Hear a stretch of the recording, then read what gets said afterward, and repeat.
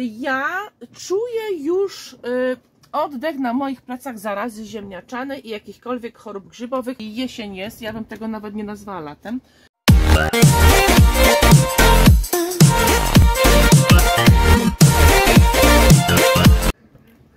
Jestem już w towarzystwie pomidorów. Dzisiaj przejdę się z Wami po moim tunelu i zerwiemy kilka już bardzo fajnych, dojrzałych pomidorków. Bardzo długo na nie czekałam. Powiem Wam szczerze, że mam jakieś 90% jeszcze zielonych. Nie jest tak, że pokładają się mega czerwone już gotowe do zbioru. Bardzo słabo mi dojrzewają. Nawet teraz możecie słyszeć i widzieć, jest to troszkę ciemno, ponuro, porwisty wiatr, straszne deszcze. Ja w ogóle już tak czuję, wydaje mi się jesień, już w ogóle nie lato, mimo że ciągle sierpień trwa. I przejdę się z Wami, pozrywam sobie troszkę takich w sumie pierwszych czerwonych, pełnych, dojrzałych pomidorków. Troszeczkę powiem, jakie odmiany mam w tym tunelu, jakie odmiany w miarę rosną i króciutko chociaż powiem, co o nich myślę. Chodźcie, przejdźcie się razem ze mną. Psują mi się już liście tych warzyw. Będziecie widzieć tutaj, jak będę przechodzić po tunelu, że mam choroby, czy jakąkolwiek zarazę, jak to nazwać, już na liściach. Łodygi są w porządku, owoce są w porządku, ale czuję już, wiecie, ten oddech za moimi plecami tej zarazy, która się czai w tej paskudnej pogodzie i wszystko sprzyja w sumie, żeby rozwijać jakieś choroby. Warunki chorobowe idealne, natomiast warunki na dojrzewanie pomidorów bardzo słabe. I ja tak obawiam się troszeczkę, nie chciałabym ich zrywać zielonych, zostawać jakoś tam w pudełku, bo w domu u nas warunki też są przy takiej pogodzie, że jest dość ciemno, nieprzyjemnie i raczej obawiam się, że może wcale by te pomidorki nie doszły fajnie, wprost przeciwnie, mogłyby się jeszcze rozwinąć chorobowo.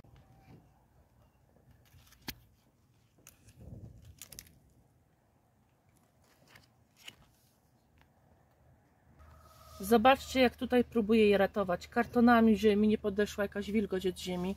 Totalnie się położyły te mikrołodyżki boczne, one są naprawdę już dociągnięte maksymalnie do dołu. A tutaj jeszcze z tego samego krzaczka kolejna kiść. Ciężar ogromny. Ten pomidor ledwo dźwiga, jest już wywiązany maksymalnie. Ale widzę, że ledwo dyszy. Słuchajcie, mam takie grona, że dużo z nich zostało podpartych przez nas, żeby w ogóle utrzymać ten ciężar owoców. Zobaczcie, jakie piękne. No ale na taką wielką kistkę, zaledwie jeden z tych dużych jest czerwony. Tu się powoli rumienią, ale strasznie nieśmiało. I tutaj kilka już fajnie wpadło w kolor. Zobaczcie tutaj, no. One wyglądają ok, mówię o owocach. Wyglądają zdrowo, ale zobaczcie, jaki odsetek czerwonych. To się w głowie nie mieści, żeby o tej porze roku tak mało było dojrzałych pomidorów.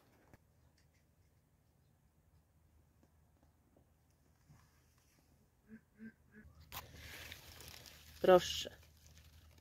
Ten jest cudowny. Mam na niego oko, bo mnie mega zachwycił. Piękny.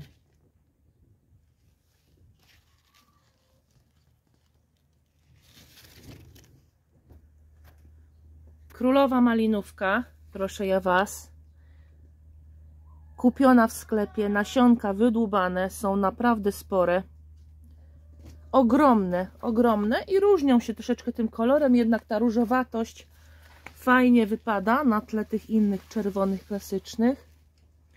Wielki polski pomidor, też wydłubane ziarenko z polskiego sklepu z pomidora. No a tutaj zobaczcie, no przecież to są takie piękności. I czy będą mieć szansę? Czy one będą mieć szansę, żeby dojrzeć? Tutaj Roma. Roma coś kiepsko, kochana, coś kiepsko. Kilka jest takich słabych, próbujących dojrzeć. Jeszcze nie zjadłam z niej żadnego owocu, bo nie było okazji. Tu widzę na drugim, że coś będzie. Ten już by był. Ten już jak najbardziej. kochani, no patrzcie, no aż żal. To są ogromne pomidory. To są cudne pomidory. Piękne, ale ciągle zielone.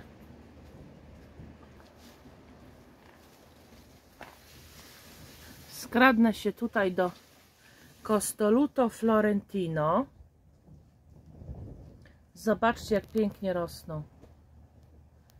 Wyglądają, oczywiście z wyglądu, bo nie miałam ich nigdy, z wyglądu mogę ocenić, że są bardzo, bardzo fajne.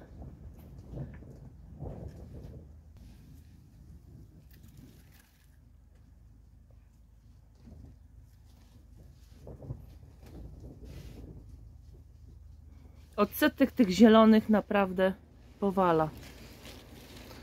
Tutaj królowe wiszą takie duże.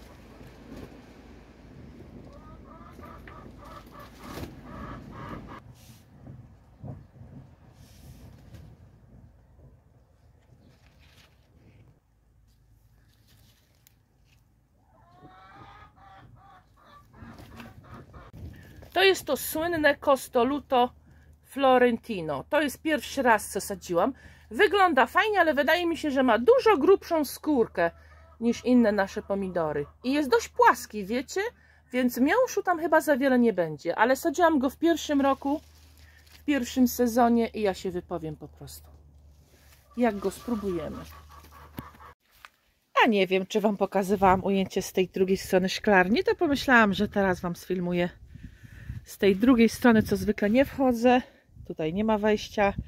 Grządka jest pociągnięta do samego końca, ale te drzwi są otwierane na wietrzenie.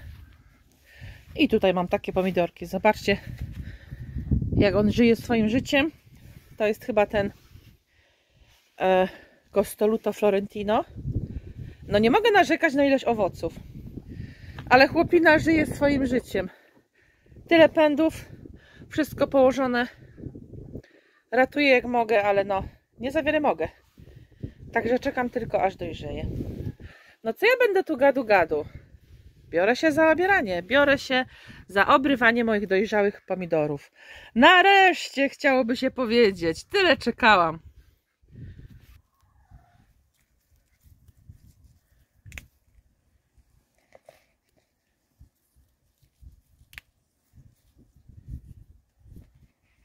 Pamiętacie, jak mówiłam, że nie będzie papryk w tym roku? A tutaj proszę, chili sobie ładnie dojrzewa. Jest to zakupiona doniczka, sztuk 1, więc powiesiłam sobie jeszcze papryczki i już wyszły mi owoce. Kupiłam po prostu ze sadzonkami i one fajnie już dojrzewają.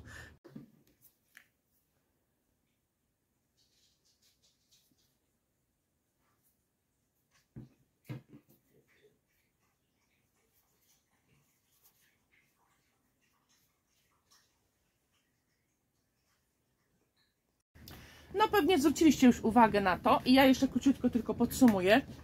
Nie mam w tym roku żadnych pomidorków koktajlowych, co zresztą sugerowałam rok temu po naszych plonach pomidorowych, że nie byliśmy zachwyceni żadnymi koktajlówkami, które krzaczaście rozłożyły się, rozpanoszyły się w naszym tunelu, a tak naprawdę owoca było nie tyle i nie takiej jakości, jakiej byśmy chcieli, nie do przetworów, nie do takiego spożycia, więc zupełnie wycofaliśmy się z koktajlówek.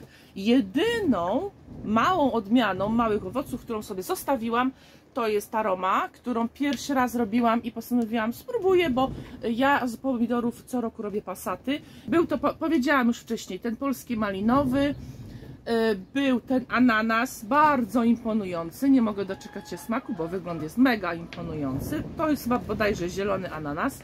Była Rosmunda, kiście ogromne, jak wielkie sakwy. To był też właśnie pomidorek wydłubany przez nas z owocu z polskiego sklepu.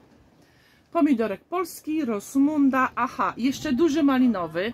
To też trzeba wspomnieć, bo on się różni troszeczkę kolorem. Odcień jest taki różowawy i taki jest mega, taki wiecie, przypomina te stare odmiany. I to były te pomidorki, które wydłubaliśmy nasionka z owocu. Przetrzymałam, poczekałam do sezonu i je posadziłam. I zobaczcie, jak pięknie urosły. No cudnie urosły, no tutaj złego słowa powiedzieć nie mogę. Reszta pomidorków to odmiany skupionych nasion I to były tradycyjnie gruszkowe, czyli ta Red Pear. Ona nie zawodzi, jest cudownym pomidorem, ja ją będę każdemu polecać, bo jest po prostu wspaniała, zarówno wygląd, zarówno jeśli chodzi o odporność na choroby, zarówno efekt smakowy, więc jak najbardziej gruszkę musicie mieć w każdym tunelu. Następnie z takich dużych, no to super mi się sprawdza Marmande. Marmande zawsze i wszędzie, wizualnie i smakowo i pod względem krzaczka, jego rośnięcia, prowadzenia. Następny to jest Beef Stick, on jest świetny. To jest chyba coś jak bawole serce, albo to jest bawole serce po naszemu, po polsku. I te odmiany, wiecie, one super mi rosną, smakują naszej rodzinie, bardzo ilościowo są duże grona, więc to jest ogromny bonus dla nas. Natomiast z takich średnich owoców postawiłam sobie bodajże tylko jeden krzaczek Alki, tej polskiej odmiany, i jeden krzaczek Outdoor Girl, która tutaj bardzo jest popularna i mega przypomina mi wielkością i w ogóle i krzaczka, i owocu właśnie tą naszą Alkę. Więc to są takie średniej wielkości pomidorki. Ach, jeszcze sobie coś przypomniałam i szybciutko Wam dogram, zanim zapomnę. One bardzo długo już są takie zielone i teraz zaczęły mi się dopiero pokazywać czerwone, dlatego chciałam Wam to nakręcić, bo ja czekałam na ten moment, aż one w ogóle zaczną się rumienić. I powiem Wam, co zrobiłam, bo pogoda jest okropna, ja już wspominałam o tym, więc nie będę się powtarzać, ale pogoda jest absolutnie niesprzyjająca, żeby moje pomidorki dojrzały. Wiecie, co zrobiłam? Ja stosuję te gnojówki roślinne i wiecie, na tym etapie już jak owocuje, jak w ogóle pokazują się kwietne pomidorze, no to ja startuję ze swoją żywokostową gnojówką. I tak było tym razem, jak ja zobaczyłam, że one sobie tak wiszą zielone, słuchajcie, mija tydzień, mija drugi i one nie wchodzą mi w ogóle w kolor, to ja po prostu przyspieszyłam, dolałam jeszcze więcej tej gnojówki. Nawet Wam się przyznam, że zaryzykowałam, ale bardzo rzadko rozmaiłam ją w stosunku do wody. Chciałam taki mocniejszy roztwór i ja potraktowałam je właśnie tą gnojówką. I co się stało? Przyszłam po kilku dniach, niecały tydzień, bodajże 5 dni, i one zaczęły się rumienić. Więc ja będę chyba kontynuować to, bo nie mam za bardzo wyjścia, cóż im więcej poradzę. Jeżeli nie mam takiej pogody i nie mam tego słońca, które doprowadziłby je do tej czerwoności, ja po prostu zwiększyłam częstotliwość i zwiększyłam stężenie tej gnojówki z żywokostu. I to chyba tyle. Podlewam je oczywiście troszkę mniej, bo pogoda jest taka, że jest bardzo wilgotno, ale skupiłam się na tej gnojówce, żeby w jakiś sposób pomóc im dojrzeć szybciej, zczerwienieć. I więcej no chyba nie da mi się tutaj zdziałać, nie wiem, jeżeli macie jakieś porady, chętnie skorzystam, bo na tym etapie jedyne co mogłam zrobić to właśnie wzbogacić je w potas i pomóc im dojrzeć, bo jak widzicie owoce piękne, ja nie mam owocom nic do zarzucenia, aczkolwiek dojrzewanie i cały ten proces ogromnie spowolniony. Tyle u mnie, chciałam Wam jeszcze dodać, bo przypomniało mi się to, a uważam, jest to bardzo ważne i może komuś to się przyda. Wspaniałego dnia Wam życzę. Mam nadzieję, że u Was pomidory w super kondycji, już może zrywane albo już wszystkie zjedzone. Oby ominęła Was choroba, zaraza. Czekam na swoje, czekam i doczekać się nie mogę. Cudownego dnia. Pa, pa!